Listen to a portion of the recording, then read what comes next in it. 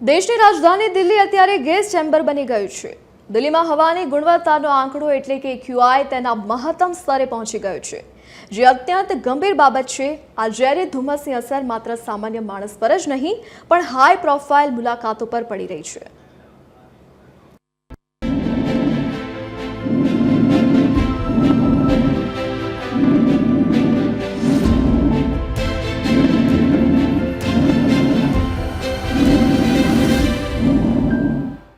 દિલ્હીમાં પ્રદૂષણ કટોકટી, AQI મહત્તમ 500ના સ્તરે પહોંચ્યો।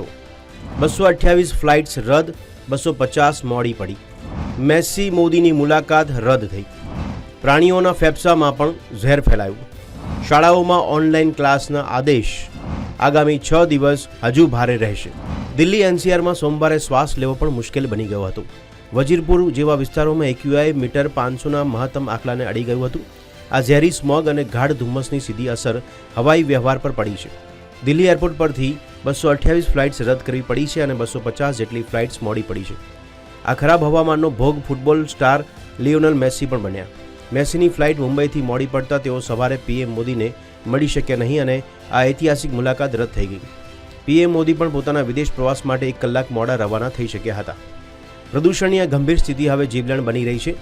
એક સર્વે મુજબ દિલ્હી NCRના 82% પરિવારોમાં કોઈને કોઈ વ્યક્તિ પ્રદૂષણજન્ય બીમારીનો શિકાર બને છે। ચોંકાવનારી વાત એ છે કે પ્રદૂષણની અસર હવે પાલતુ પ્રાણીઓ પર પણ દેખાઈ રહી છે। પશુ ચિકિત્સકોના મતે છેલ્લા 1.5 મહિનામાં 55 થી 60 શ્વાન અને બિલાડીઓમાં ફેફસાની ગંભીર સમસ્યા અને ન્યુમોનિયા જેવા રોગ જોવા મળ્યા।